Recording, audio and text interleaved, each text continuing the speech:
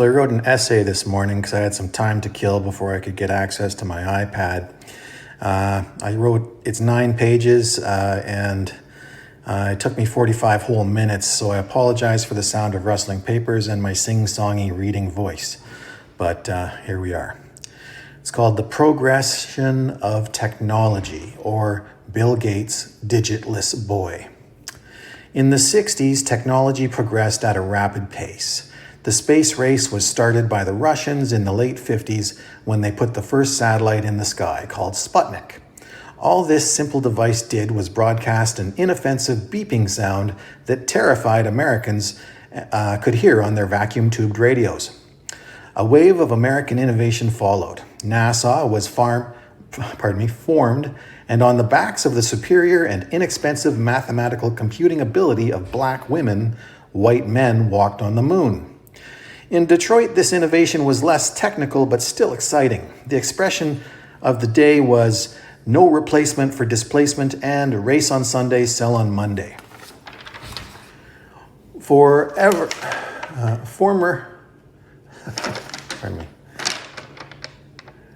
This led to larger and larger engines being stuffed into smaller and smaller cars. This was the era of the muscle car.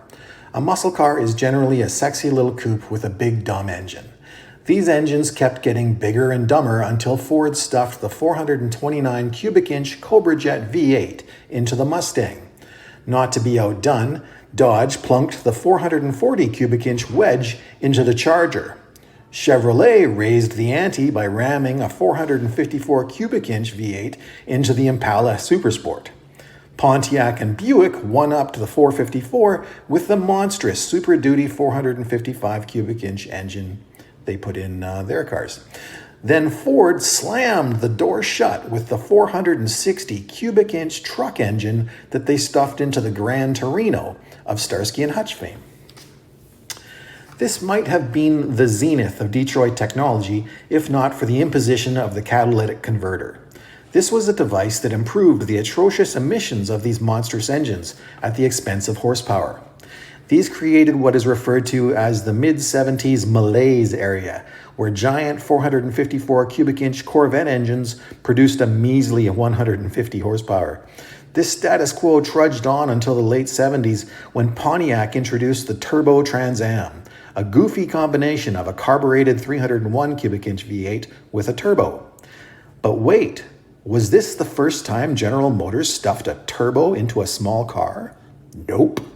At the very beginning of the muscle car wars, your grandfather's car company, Oldsmobile, stuffed a turbo into a car called the Starfire.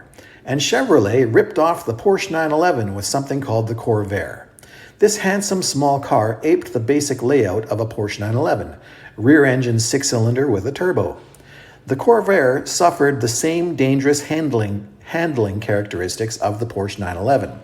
The heavy engine in the rear of the car acts like a pendulum in corners, causing the car to swap ends inconveniently at unexpected moments.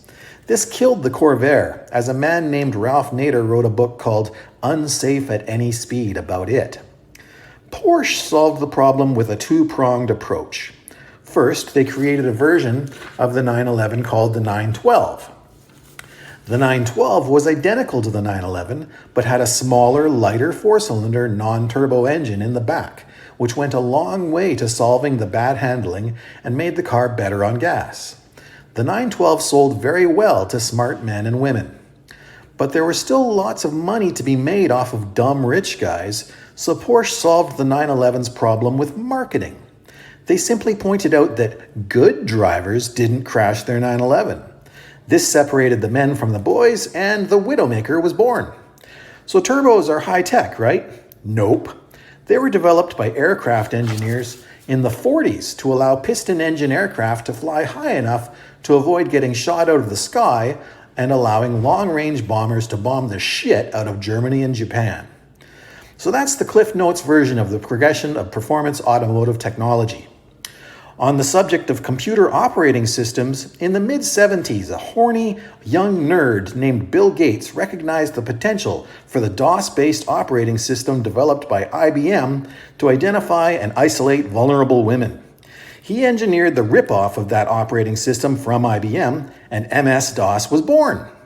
MS-DOS, famously difficult to use, but was widely recognized as an excellent tool for identifying and isolating and exploiting vulnerable women and children. That's why companies like Shaw Cable still use this system to exploit their customers to this day. Part of the reason MS-DOS is such an excellent system for targeting vulnerable people and children is because of the built-in gaping security holes referred to as ports. These gaping security holes have remained a key feature of Microsoft operating systems to this day. This led to the creation of the predatory antivirus software industry. This allowed Bill Gates to blame the poor security performance of his computers stuck using his operating systems on the user instead of on himself. These gaping security holes remained in place with each progressive iteration of MS-DOS. Windows, Windows 95, Windows XP, Windows 365, Azure, etc. Every single one is a Swiss cheese of security flaws designed to identify, isolate, and exploit vulnerable women and children. This reminds me of a young woman I dated in Mexico named Azure. She was a beautiful 21-year-old senior scout. She had no gaping security flaws that I could tell, but did have a couple warm, dripping holes that she wanted to share with me. But I digress.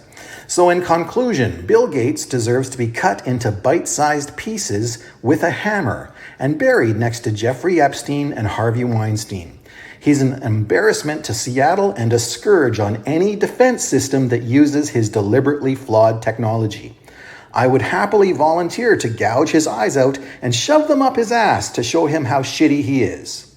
Have a nice day and keep your sticks on the ice.